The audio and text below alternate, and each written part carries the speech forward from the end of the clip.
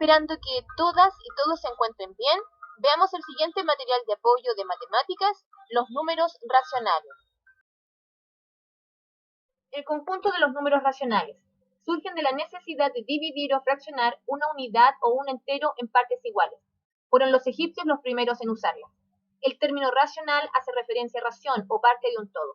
Por ejemplo, si queremos referirnos a la mitad de una unidad, lo denotamos como un medio, donde el número 2, el denominador, nos indica en cuántas partes iguales se fracciona el entero, y el número 1, el numerador, la parte que se toma de las partes fraccionadas.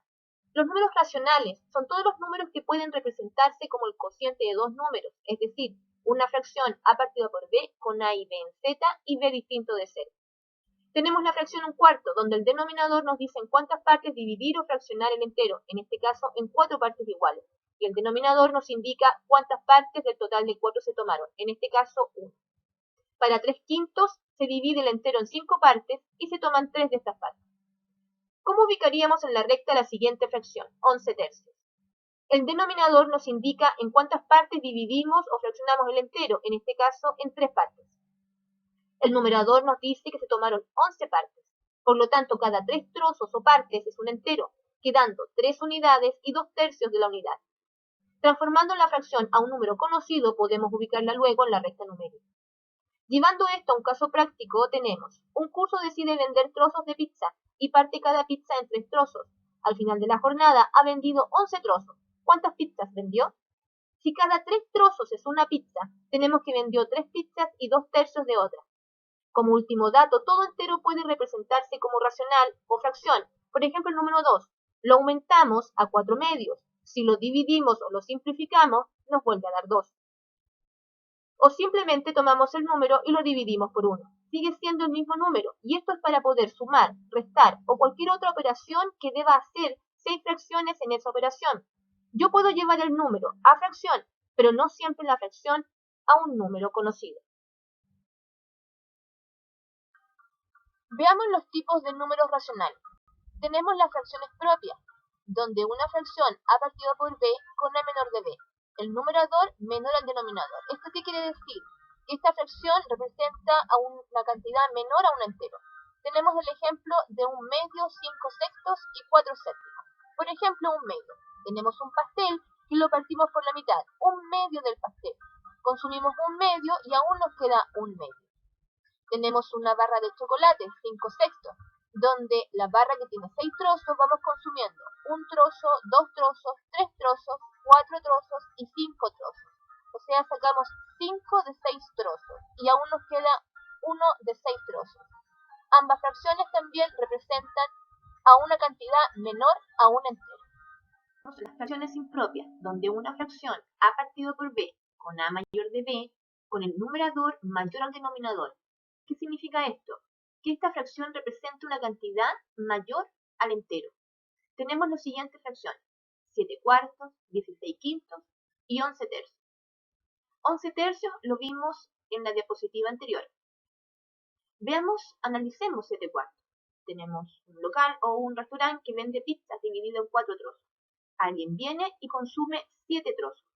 Se puede apreciar que eso corresponde a más de un entero. Una fracción impropia equivale a una fracción mixta que está compuesta de una parte entera y una parte de fracción. Tenemos los siguientes ejemplos: un entero 3 cuartos, 5 enteros 3 cuartos y 7 enteros 4 sextos. Analicemos la fracción 7 cuartos y llevémosla a fracción mixta. 7 dividido en 4 es 1 y me sobran 3. Por lo tanto, es un entero 3 cuartos. A veces debemos transformar el número mixto ya sea a fracción o a número decimal. ¿Cómo lo transformamos a fracción? Tenemos, por ejemplo, el número mixto, un entero 3 cuartos, y lo queremos llevar a fracción. Debemos de multiplicar el denominador por el entero y agregarle el numerador. Todo esto dividido por el denominador. Lo podemos ver como un ejercicio que se hace siguiendo las manecillas del reloj desde abajo. Denominador multiplicado por entero, sumado al numerador y partido todo esto por el denominador. Termino con el mismo número con el cual empecé. Ahora, ¿cómo transformamos a número decimal? Solamente desarrollamos la parte de la fracción, ya que el entero lo tenemos. Por lo tanto, en este caso, sería 1 más el desarrollo de 3 cuartos. 3 dividido en 4 me queda 0,75. Sumándolo al entero, me queda 1,75.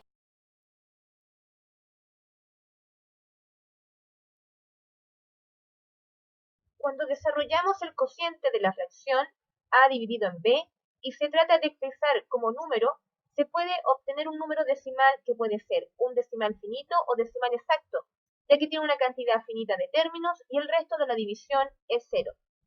Tenemos la fracción 1 dividido en 2. El 2 en el 1 no cabe, 0 veces, y aumento la cantidad a dividir, agrego un 0, inmediatamente coloco la coma decimal. Esta vez 5 por 2 es 10, y a 10 no sobra nada. Resto 0, es un decimal finito. Si al desarrollar la división la parte decimal se repite infinitamente, se llama decimal periódico. Tenemos un tercio, 1 dividido en 3. 3 en el 1 no cabe, 0 veces, y aumento la cantidad a dividir y agrego un 0 y transformo la cantidad a dividir en 10. Inmediatamente coloco la coma decimal. 3 por 3 es 9, y a 10 me sobra 1. Como todavía queda resto, sigo dividiendo intentando llegar a resto 0, y aumento la cifra 10. 3 por 3 es 9, a 10 1. Como esto se repite infinitas veces, se denota 0,3 con una barra arriba del número que se repite para indicar que esa cantidad se repite infinitamente. Puede darse que solo una parte de la parte decimal se repite infinitamente y se denominan semiperiódicos. Un sesentavos, 1 dividido en 60. El 60 en 1 no cabe, 0. Aumento la cantidad a 10, coma inmediatamente. 60 en 10 no cabe, 0 nuevamente. Vuelvo a aumentar a 100. 60 en 100 cabe una vez y sobran 40. Como aún queda resto, sigo dividiendo y aumento la cifra otra vez. 400. 60 en 400 son 6 veces. 6 por 60 es 360. A 400 me quedan 40. Vuelvo a aumentar. Luego el 6 solamente se repite infinitamente, quedando 0,016 semiperiódico en el número 6. Y tenemos como último el conjunto de los números irracionales, que al tratar de expresarlos como número dan un decimal infinito sin un patrón que se repita. Y tenemos como ejemplo raíz de 7, que podemos observar que sus números no siguen ningún patrón. ¿Cómo queda el universo de los conjuntos vistos hasta ahora? Primero tenemos los números positivos, que se generaron por el conteo de cosas. Luego se agregaron los negativos, los z, compuestos de los z positivos o naturales, z negativos y en cero. Luego vinieron los racionales, q, cuando se necesitó la ración o fracción de algo o de una unidad, de la forma a partido por b. Y si se desarrolla ese cociente o división, nos queda un decimal, a, b. Y por último, el conjunto de los irracionales que no se parecen en nada a los racionales. Ambos conjuntos, racionales e irracionales, forman el conjunto de los reales. Veamos la relación de pertenencia, donde todo número entero pertenece obviamente a los naturales y al mismo tiempo a los z por ser un z positivo, y pertenece a los racionales ya que le podemos dar una apariencia de racional. Pasa lo mismo con los negativos, pertenecen a z por ser un z negativo y también a los racionales por tomar también forma de un racional. Y tenemos los números fraccionarios que pertenecen a los racionales por tener la forma de fracción. Ninguno de estos números pertenece a los irracionales. ¿Cómo transformamos de decimal a fracción? De decimal finito a fracción. Tomamos el número completo sin coma decimal y lo particionamos o dividimos por potencias de 10. En este caso, como solamente hay un dígito después de la coma, es 10 elevado a 1, o sea 10. En el siguiente ejemplo tenemos 56,2. Nuevamente tomamos el número completo sin coma decimal y lo particionamos por potencia de 10. O simplemente 1 y tantos ceros como dígitos haya en la parte decimal. En este caso solamente una posición, un solo cero. El siguiente ejemplo, 0,56. Tomamos el número completo sin coma decimal, 56. El 0 lo obviamos porque los ceros a la izquierda no tienen valor, particionado por un 1 y tantos ceros haya en la cantidad de dígitos después de la coma decimal, en este caso 2, particionado por 100. de decimal periódico a fracción.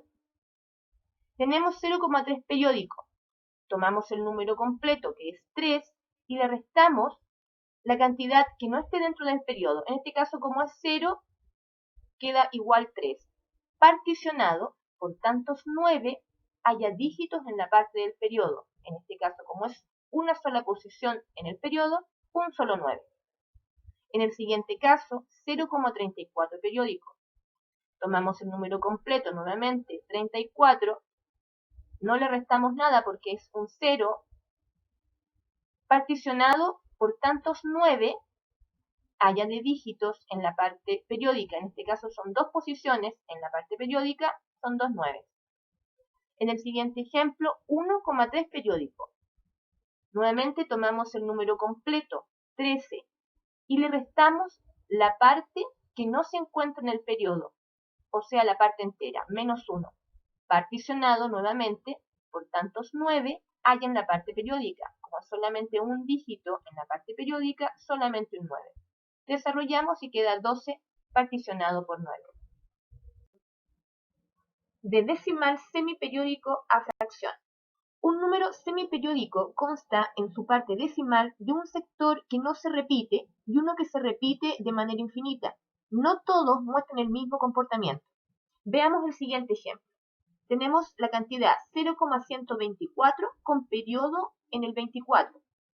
Se toma el número completo, en este caso 124, se le resta la cantidad que no está dentro del periodo, en este caso 1, y se particiona por tantos 9 haya en la cantidad del periodo y ceros como dígitos haya en el sector que no está en el periodo. 124 menos 1 partido por 990. Desarrollamos y queda 123 partido por 990. Otro ejemplo, 5,878 con periodo en el 78. Tomamos el número completo, 5878 o 5878, menos el 58 que corresponde al sector que no está dentro del periodo, incluyendo la parte entera. Particionado por tantos 9, haya dígitos en la parte periódica y ceros hay en la parte no periódica. Y como siempre les recuerdo, tienen mi mail, mi número telefónico, cualquier duda me consultan. Y esperando en Dios que nos volvamos a ver luego. Cuídense.